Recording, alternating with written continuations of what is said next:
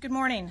I'm Kim Cheadle, the Director of the Secret Service, and we are here today to release the public impact map for the 2024 Republican National Convention, which will take place here in Milwaukee from July 15th until the 18th. I'd like to thank everyone who had a hand in crafting these maps and contributing to the operational security plan.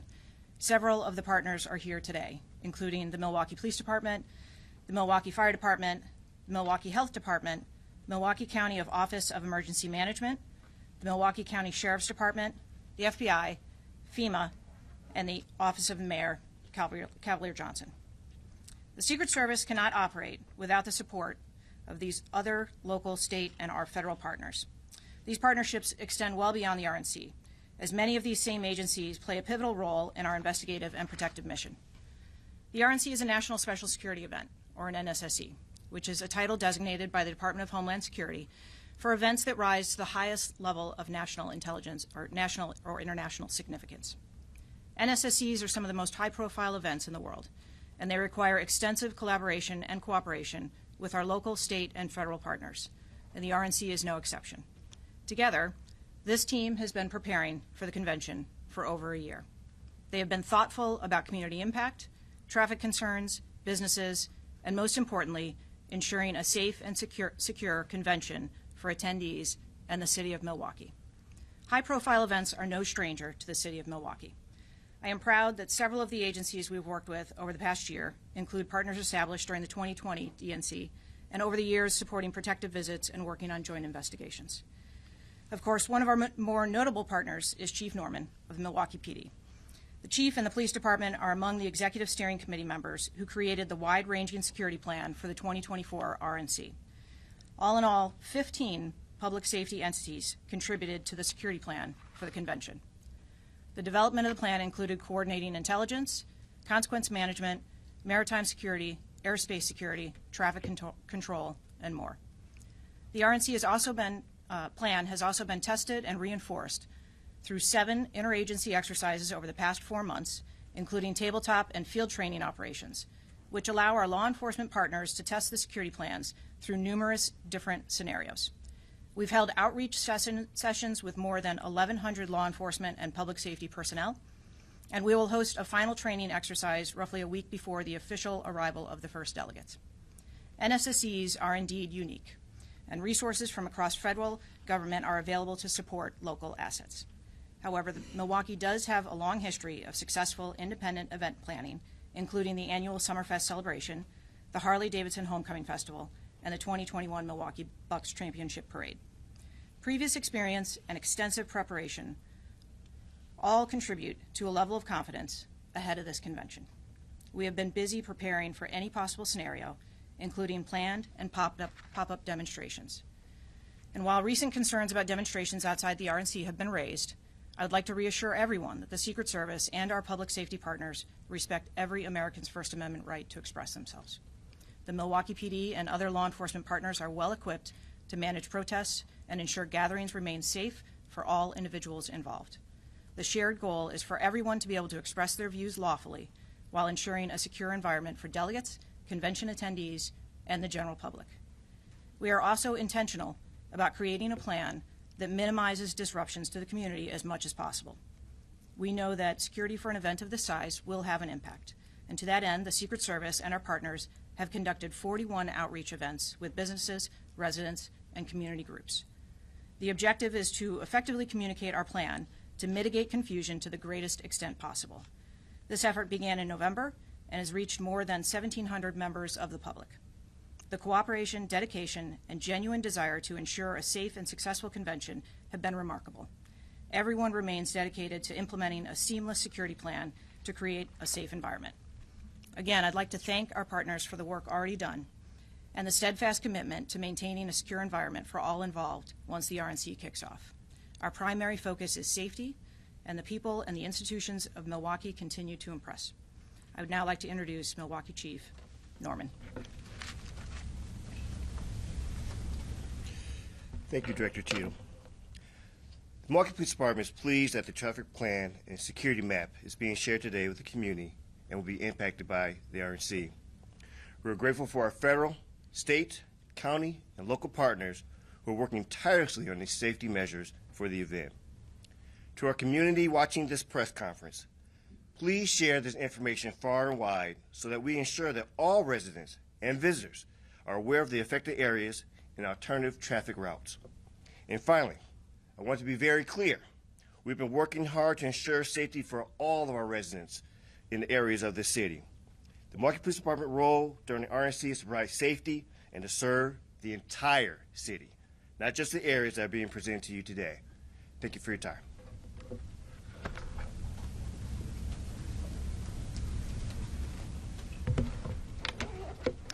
Thank you, Chief. Good morning. My name is Audrey Gibson-Chiquino, and I am the Secret Services Coordinator for the 2024 Republican National Convention National Special Security Event. I want to echo Director Cheadle in thanking all of our federal, state, and local partners we have worked with over the past year. It's been a great privilege to work with such an exceptional and welcoming law enforcement and public safety community. The purpose of today's briefing is to provide an overview of the security measures that will be in place here in Milwaukee during the convention. I'll begin with an overview of the expected street impacts, then move into a brief review of the security impact map. Both the map and a detailed list of street impacts will be released following this press conference and available to the public on the city's website, which is city.milwaukee.gov/RNC. Street impacts. Temporary street closures will begin in downtown Milwaukee starting on July 11th on an intermittent basis. Official road closures will begin on July 14 and remain through approximately 1 a.m. on July 19th. Temporary street closures will begin near Henry Mayer Festival Park on an intermittent basis beginning July 11th. Official road closures will begin July 14 and remain in place until approximately 5 a.m. To midnight on July 14th. Prior to these security restrictions being in place, the public may notice security barrier and fencing being installed in these areas. Sidewalk and limited lane impacts may occur during this time to facilitate those installations. The public should also expect parking restrictions within these areas, which will be posted in advance.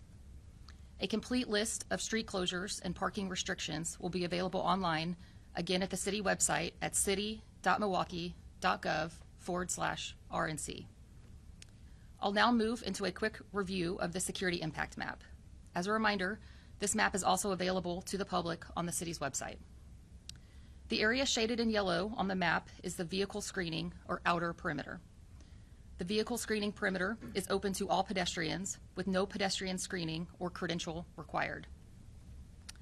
Vehicles may enter the vehicle screening perimeter, but they must do so through a vehicle screening checkpoint where vehicles will be briefly screened by law enforcement. Those checkpoints are marked with a black circle on the map. Please note that not all areas within the vehicle screening perimeter are accessible from every vehicle checkpoint. We recommend using the vehicle checkpoint closest to your destination. Bicycles are permitted to enter the vehicle screening perimeter and are not required to enter through a vehicle checkpoint. Rideshares, taxis, and hot food delivery will be available in the vehicle screening perimeter. Vehicles will just need to enter through a vehicle checkpoint. The red shaded area on the map is the pedestrian restricted or inner perimeter.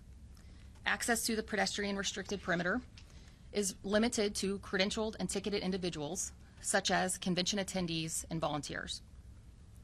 Credentialed and ticketed individuals will need to enter through a pedestrian checkpoint and be screened prior to entry into that zone.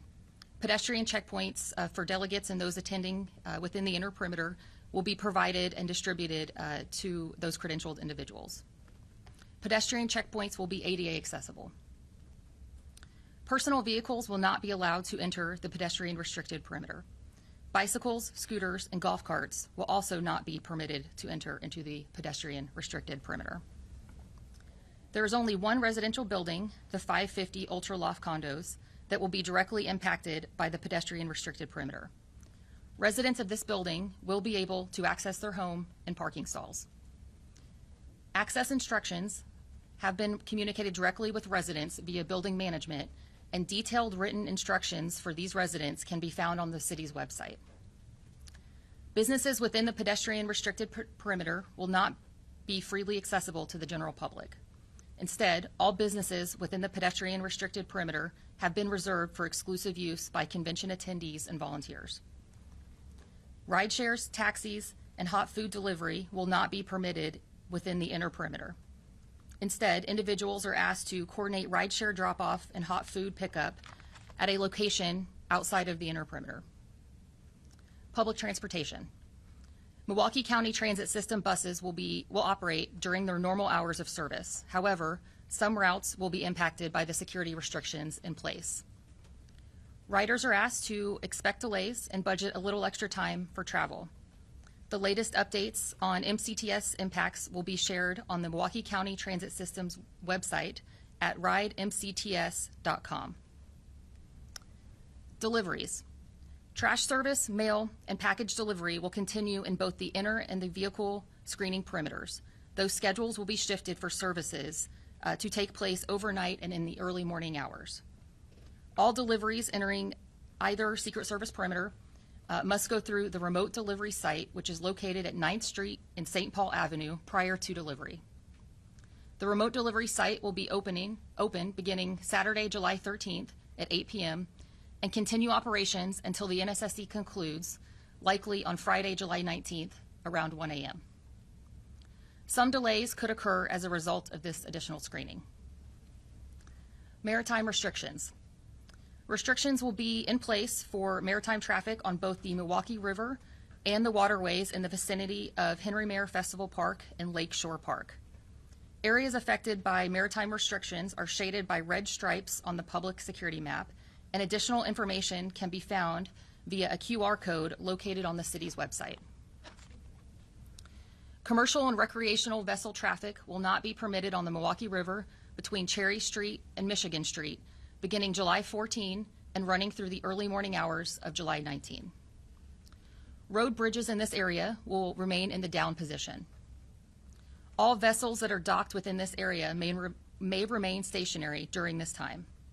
Pedestrian screening is not required to access stationary boats within the maritime security zone. Similarly, privately owned vessels that fall within this area but are docked within the registered owner's place of domicile are permitted to transit the river so long as their vessel does not require the road bridges to be raised. Prior to departure from the dock and re-entry into the maritime zone, the private vessel owner must contact the Coast Guard to request an escort and be subject to screening prior to re-entry. Restrictions on the waterway near Henry Mare Festival Park will begin on July 13 and run through July 14. In closing, the goal of the Secret Service and our partners is to ensure a safe and secure environment while minimizing the impact to the public. We understand that security for an event of this size will have an impact on the city, and we appreciate the community's patience and understanding as we work to keep the convention attendees, volunteers, and the public safe during this event. In the event of an emergency, the Milwaukee County Office of Emergency Management wireless emergency alert system will be used to notify those in the area of a critical situation. You do not need to sign up for this service. All mobile devices in the designated area will receive the alerts. Our partners with the City of Milwaukee have put together a comprehensive website in an effort to address any and all questions about how the security plan might affect city residents and visitors. If you have any questions about the security plan, we ask that you please visit the website to review all the documents and maps that are released today. That website is city.milwaukee.gov/RNC. We will continue to update this website and the public with any potential changes to these security measures, and residents are encouraged to follow the City of Milwaukee on social media for the most up-to-date news. I would now like to introduce Nick Desiato, Chief of Staff for the Mayor of the City of Milwaukee, Cavalier Johnson.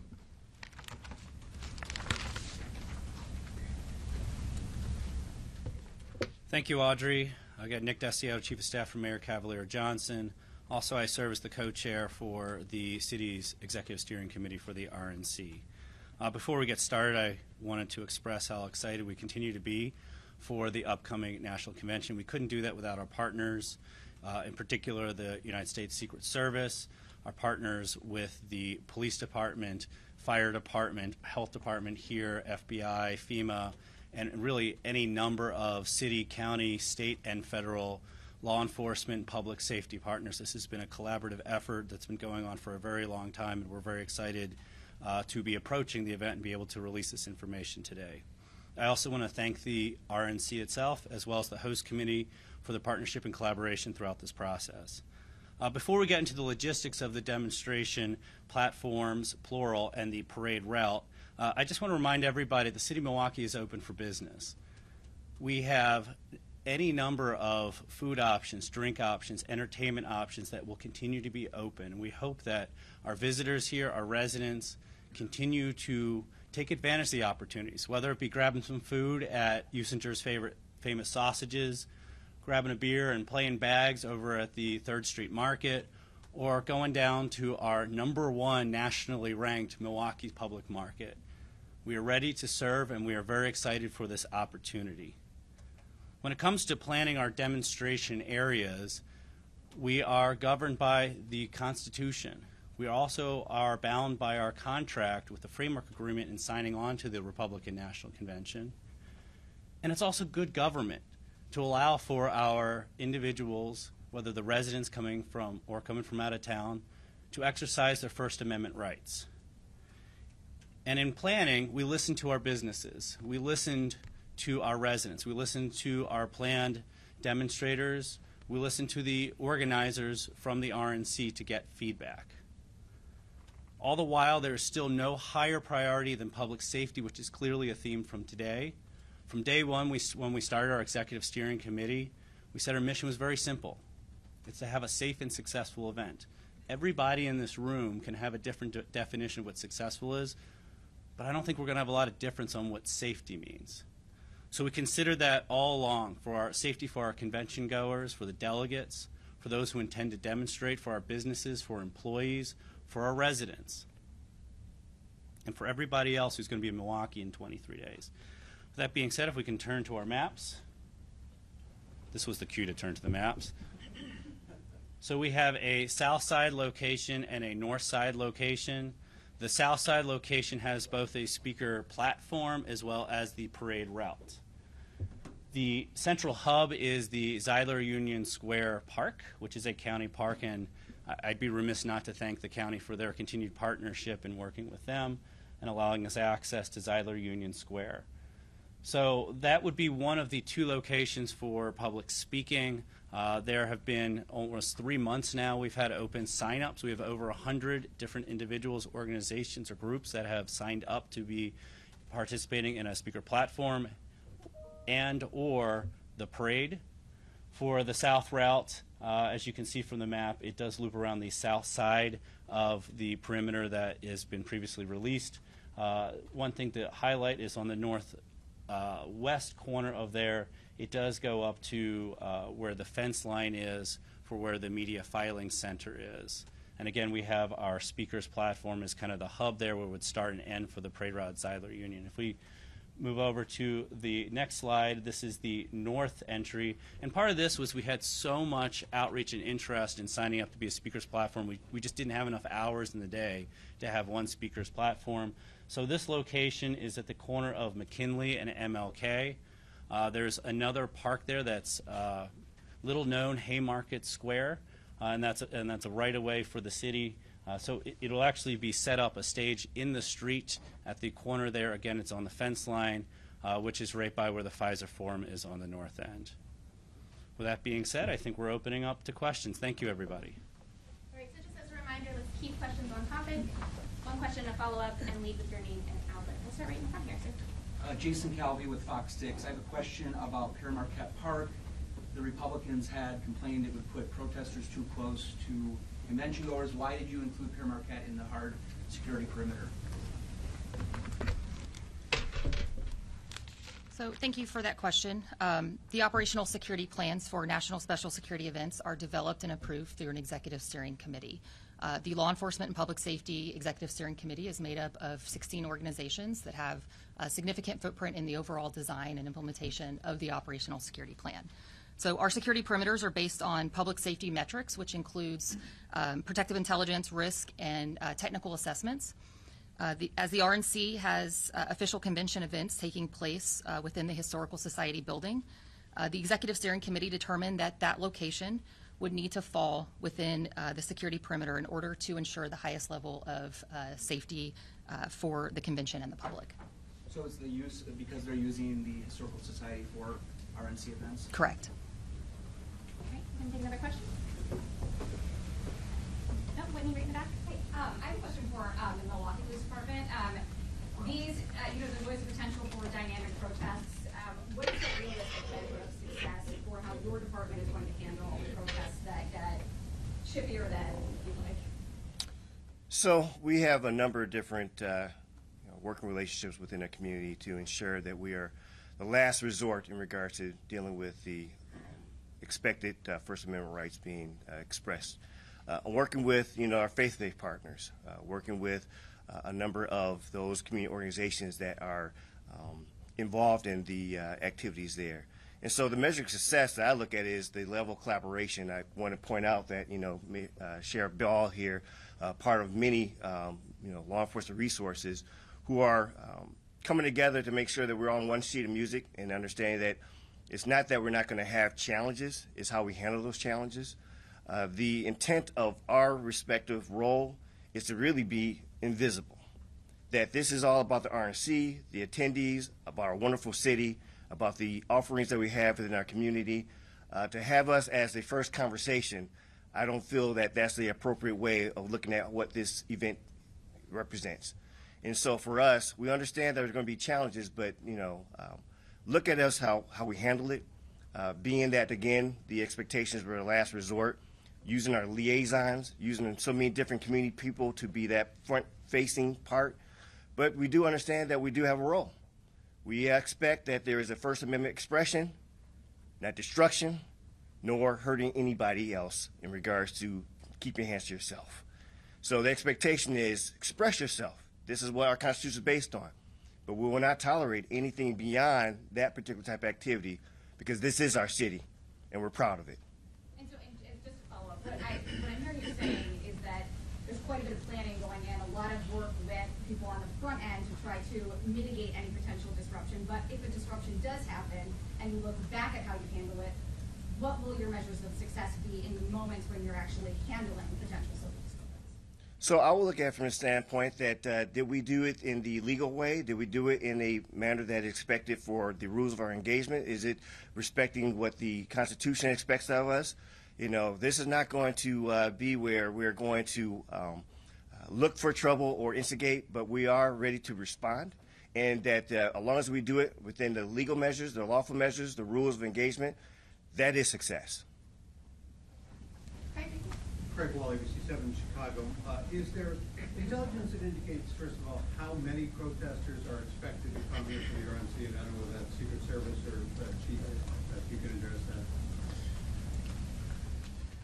Good morning, ladies and gentlemen. My name is Mike Hensel. I'm the Special Agent in charge for the FBI for the state of Wisconsin. To address the question from at least the FBI's standpoint, along with our 56 field offices within the United States, our election crime coordinators, we've been monitoring intelligence, any intelligence related to the RNC, threats to the RNC, what that may look like both from leading up to and during the event.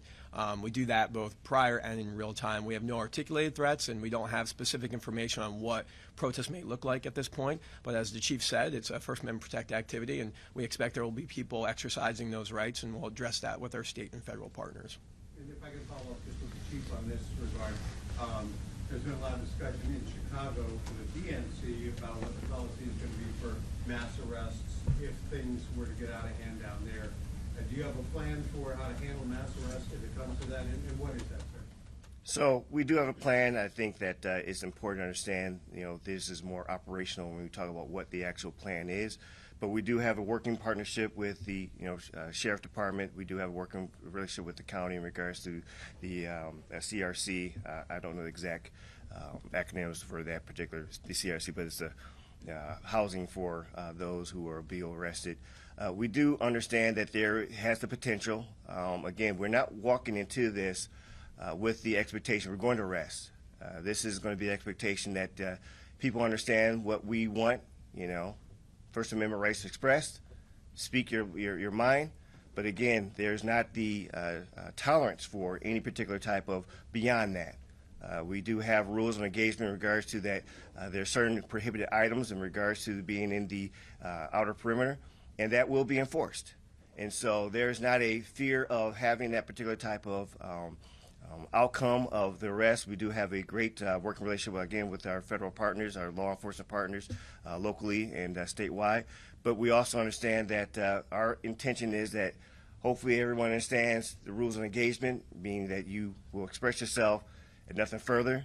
But if that comes to that particular point, there will be consequences in regards to going beyond that, where we do have a mass arrest plan that will be in place for any particular those unfortunate circumstances that arise. Here in the purple shirt. Yeah, not sure who the best person to answer this question is, but I believe it was mentioned that restaurants within the pedestrian restricted area of the security zone would only be open to volunteers and members of the convention. So if they're dealing with a smaller pool of customers, are they going to be reimbursed by the convention? The overall question is, how is it being made sure that these businesses are still profitable during this convention?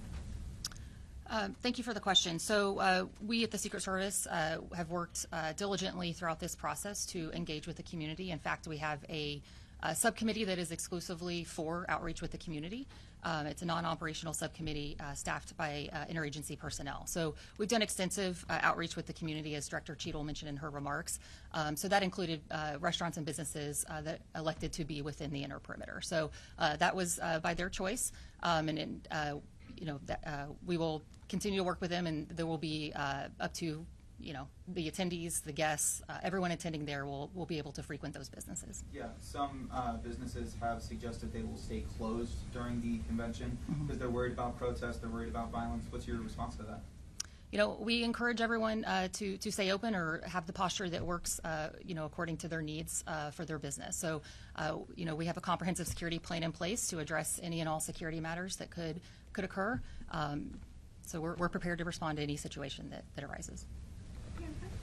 Todd Richmond from the Associated Press for Nick from the Mayor's Office. The ACLU has filed their lawsuit. They want to be able to protest within sight of Fiserv. I'm not real familiar with this layout.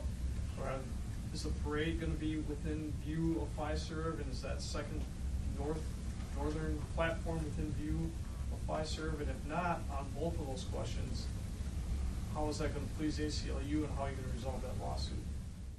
Yeah, so thank you for the question. We believe we provided premier access on both the south and on the north side. The south side parade route that extends through what is known as Velar Phillips Plaza, which will be opening in a couple weeks. I look forward to seeing you all there. And it's an opportunity for the parade route to go directly along the fence line, which is where the media filing center is at the Baird Center. You cannot get any closer to that. It is on the fence line. For the north side, which is sort of the other key feature, is the Pfizer Forum, where predominantly the delegates will be. So again, I would challenge anyone to find a place closer to there with sightlines directly looking at the Pfizer Forum. It's also where there is an egress for buses and where the bus depot is, of where delegates will be entering. So our responsibility is to create sight and sound options and create one that has not just the premier access but also security surrounding it. So there's an organized structure to that. There will be police that is aware of the parade routes and will be supporting that. We'll have parking restrictions that will be in support of that. So that was always been our responsibility from day one. Unfortunately, we weren't able to reach agreement on Monday, and that's okay. But our commitment remains to ensuring that the options that we present satisfy what those requirements are. Thank you. Nick, actually, to follow up on that, so what is the plan if this group does try to march a route that is not the parade route that you have designated? Yeah, thanks, Allison. That's currently part of the litigation, which I can't speak to. Right now, our priorities and concerns are to the designated areas that we are providing.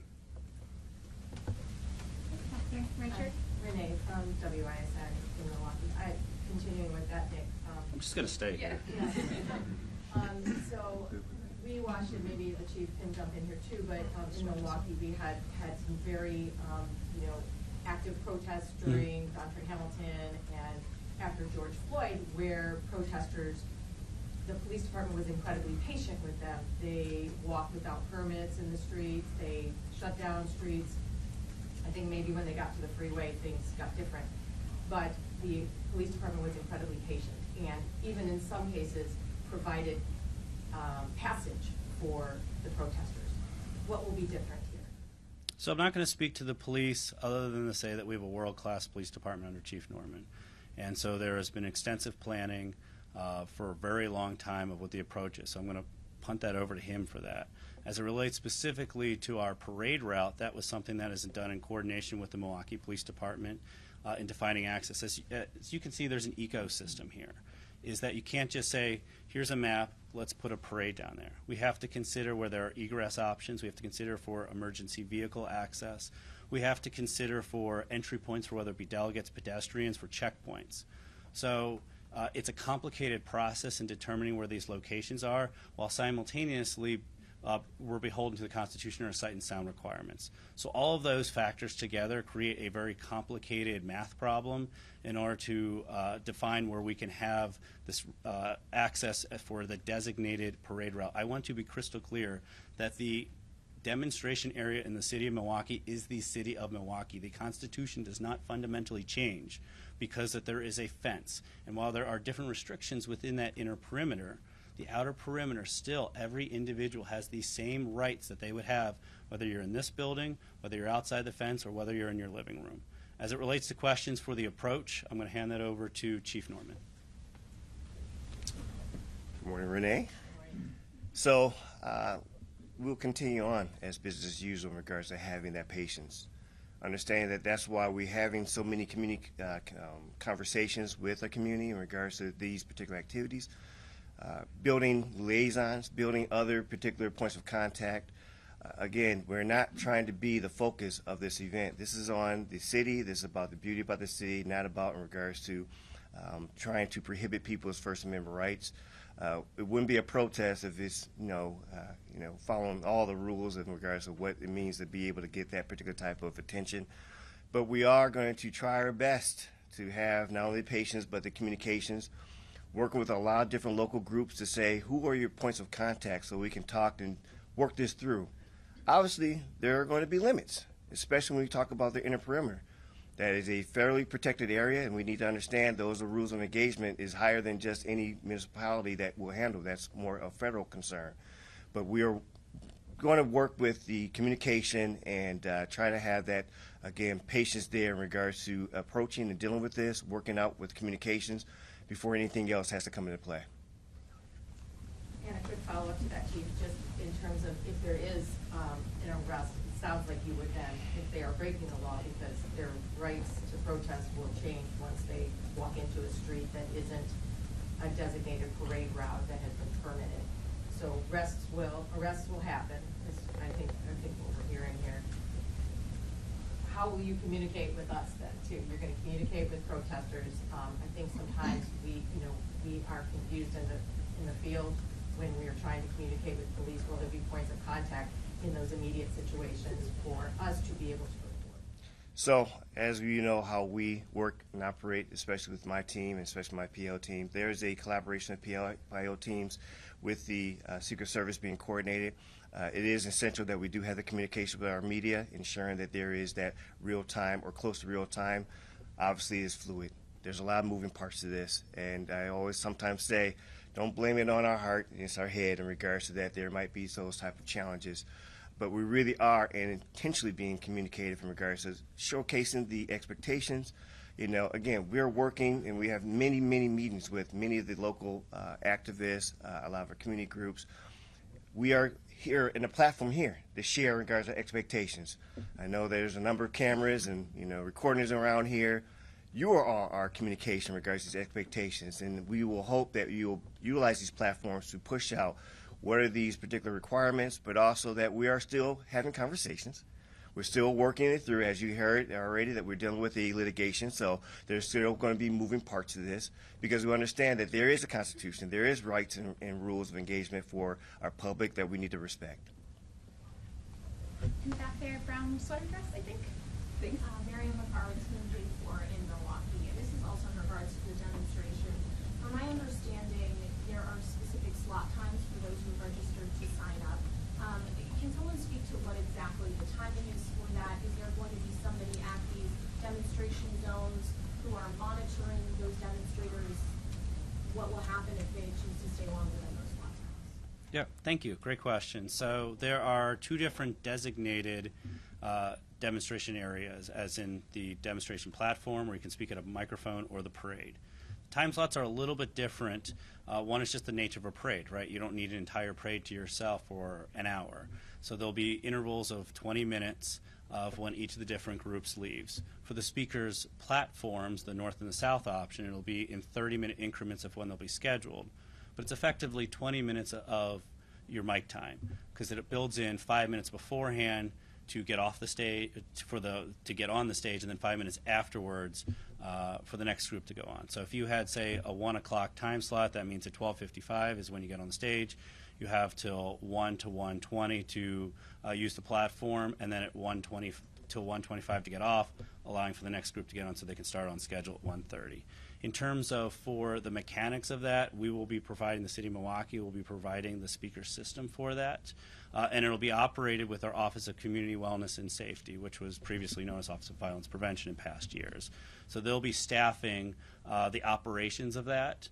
And with a microphone, we'll be giving clear warnings of how much time you have, and we'll be doing the best we can to ensure that those microphones are functional during your time slot, because we have to respect the rights of the individuals after you to also be able to stay on schedule. Could things lead off, be a few minutes early or late? It's possible, right, like any major event. But with that being said, a lot of organization instruction to complying with that and to allow a fidelity to the process so everybody has the equal amount of access to express their First Amendment rights. Again, we have over 100 different individuals or organizations that have signed up. That is a large undertaking. There will be some follow-up information today with the individuals that had signed up, including what the actual maps are. And since we had not advised individuals where those locations would be, in particular there's two, we do want to give those who had signed up the opportunity to have preference. It's all on a first-come, first-served basis of when you signed up, if you have a preference on being the North Haymarket Square option or the Zeidler Union Square option. So you'll have a few days to get back to us as we try to manage expectations while also honoring that we want our demonstrators to be able to pick whatever their options are. And on top of it, we allow people to pick which their day preference is and whether it's the first half or the second half of the preference. We're really committed to allowing these demonstrators to exercise their First Amendment rights. Just as a follow-up question, I know in the past, in regards to some of the rules and regulations for demonstrators, there was some discussion that there would be an individual at these platforms who could sort of censor some of what the demonstrators were saying if it was deemed to be not appropriate. Is that still the case, and who will be in charge of doing that? We're governed by the Constitution.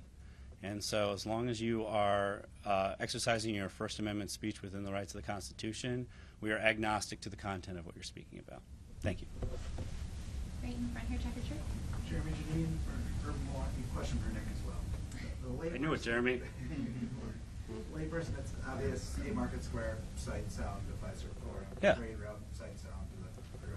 How does Zeidler Union Square with buildings in between the security zone satisfy sight and sound? Well, it's hard to just build a park out of nowhere. Well, that's part of the plan here. So when you look at the map, you have to identify where are obvious locations. You start from there, right? And then you bake it into what security plans are. For example, how does this impede vehicle traffic? How does it impede emergency traffic? We need ambulances.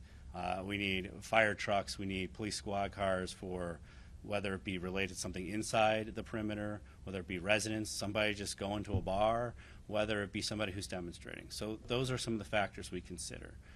From the south side, there's only so many county parks that are available, or parks in general. Zeidler happens to be the closest to the Baird Center, and so I want to be clear, that's why we have a location on the north side and the south side. Delegate north side, the Press Filing Center with the Baird Center on the south side, which is why the parade route goes up against the fence line. So to your point, we are building a Velar Phillips Plaza, but that's going to be, as you may have seen in the brief moments you had to look at the map now, and I'm sure everybody will be digesting it later, the fence line actually cuts south of where that park is. Otherwise, perhaps that would have been in play as an option. So we did our very best to make sure, thank you, where that blue line is on the top left side, that goes directly across from where the fence line is. You can't get any closer than that. As a follow-up, what should people expect visually to change in the parks? There's security fencing on the demonstration zones. No, we don't have any security fencing as it relates to the speakers' platform areas. In terms of the fencing for the inner perimeter, obviously that's where I'm going to have my friends in the Secret Service answer any of those questions. Got it? Thanks, Jeremy. Right in the front, black and white shirt. Can somebody revisit the firearms rule for the state and firearms, what people can carry and how far to the center perimeter? That's you. Audrey, do you want to start on speaking about inner perimeter? Sure. So the inner perimeter we will have a Secret Service prohibited items list provided to all ticketed and credentialed individuals. We will also have signage at all the access points with the list of prohibited items. So within the inner perimeter, there will be no weapons of any kind that are allowed, and they will be individuals have to go through a pedestrian screening checkpoint in order to enter. At the outer perimeter. Yeah, real simple. We are preempted by state law for any regulations that cannot be prohibited. So there is a statute, and this is me like threatening my own law license on giving bad legal advice. But so there's a dangerous weapons statute, and that's why I don't want to fumble this. But there is a specific statute as it relates to for firearms, and so that was one of the governing issues. This is something we've looked at other cities too. When we came up with the prohibited items list, it didn't come out of thin air. Of course, we consulted with our law enforcement partners. Of course, we consulted with the other entities, whether it be service or other federal partners. But we also looked at past cities, and this has been a recurring theme that we've seen in other cities as they've created their prohibited items list, is that understandably the presence of firearms around any kind of major event is going to make some people feel uncomfortable. We are, again, preempted in our local ordinance to have any prohibition as it relates to firearms, and so we went up to the line through whatever we can do within the state statute. Thanks. So can you bring a gun into the outer Sorry, perimeter? we got to give someone else a chance first. And the answer. I can answer the question, is that we cannot prohibit the anything involving or change anything involving firearm law. So the same laws that apply for concealed carry or open carry that would apply for walking down Wisconsin Avenue apply within the outer perimeter. Again, that's because we cannot by ordinance make any difference in the change of law. So it's the same laws that apply. Nothing more, nothing less. Right in the back, blue shirt. Oh, you're asking for her on the left? Yeah. Okay. Right there. Thank you. Sabrina Franza from CBS Chicago. We've heard that Chicago Police is going to be receiving help from Milwaukee Police for the DNC. Is Chicago Police helping you out in any way, and if so, how? So basically, this is a all hands on deck approach. Part of BHC Chiefs Association, part of the Wisconsin Chiefs of Police Association. We're all helping each other out. This is just part of the normal way of operating for large events like this. So, yes, we're helping them out. Superintendent, Larry Snelling is a brother from another mother, and so I will not be remiss to, if call for help is sent out, that we will, and we're very appreciative of the support coming from the Chicago Police Department. And in terms of protest applications, of the ones that were submitted, were there any denied, and do you know on the basis of why? As of yesterday, which last time I checked, nobody has been denied. Thanks. Right there, orange shirt. As far as numbers go, can you give us a breakdown of how many Secret Service agents, officers there will be, how many Milwaukee police, other police agencies, and will there be any type of military presence, National Guard coming in to assist? Yeah, so out of operational security concerns, we do not provide numbers of law enforcement and public safety personnel that are staffing national special security events. But what I can tell you is this has been an extensive process, 18 months plus planning. As I mentioned earlier, we have 16 organizations that staff our executive steering committee and several dozen more that staff all of our subcommittees. So we have many subcommittees that have been charged with developing the operational security plans for their respective area of responsibility. Those plans will be presented to the have been presented to the executive steering committee as we move forward. We do have a partner with the Wisconsin National Guard. This for Chief Norman. So because of state law not allowing any guns being prohibited in outer perimeter, can we just refresh our memories on what the rules would be for police, for people that are, having either concealed carry or open carry in the area? So this doesn't change just because we have the RNC here. we have the understanding and respect for those who are carrying concealed or carrying open carry. It's about behaviors. So understand that there is going to be that level of surveillance and monitoring, if that's the particular right that you like to express. Just don't do anything that could be considered a threat or harm to the public. I know everybody keeps on asking me. Let me be clear. We will not tolerate any acts of violence, any destruction of property in our city.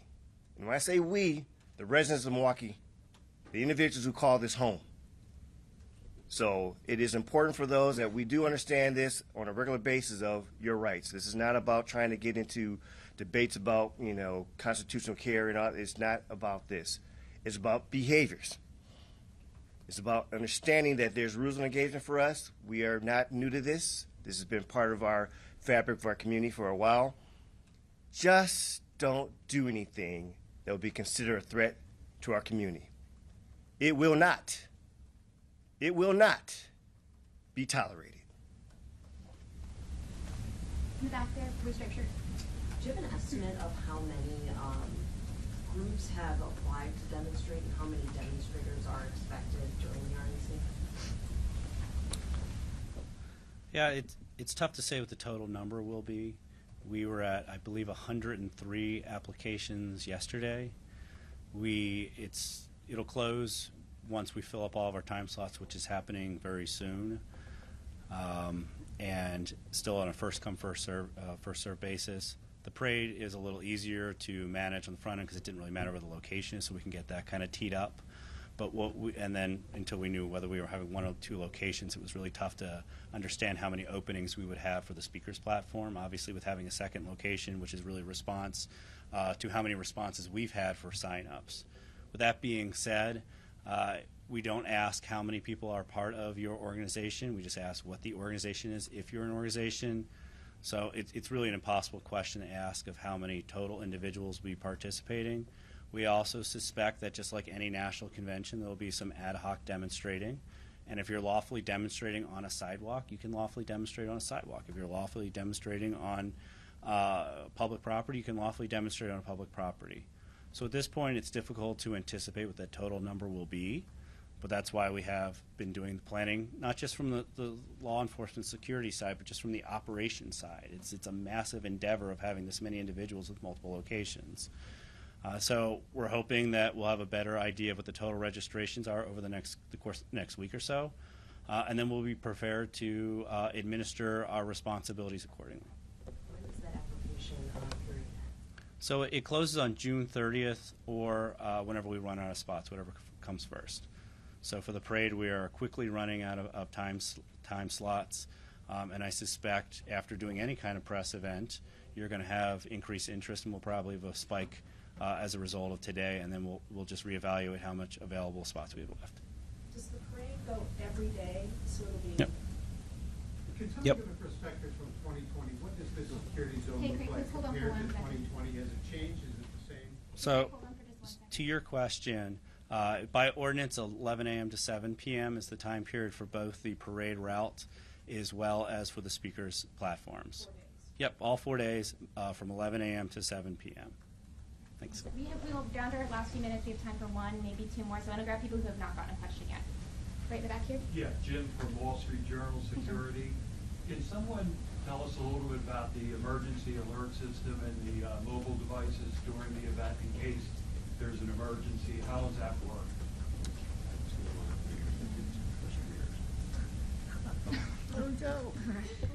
Hello, I'm Director Lebo from Milwaukee County, last name Libal.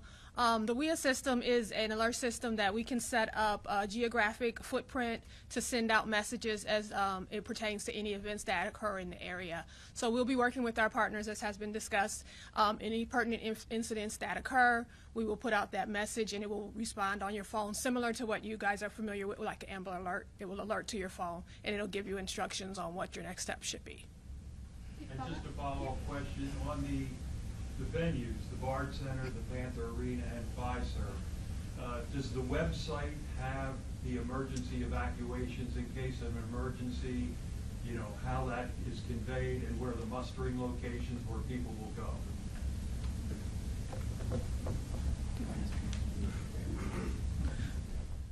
I can speak briefly about that. We do have some plans in place. We are working, and that communication will be happening with the individuals as they attend.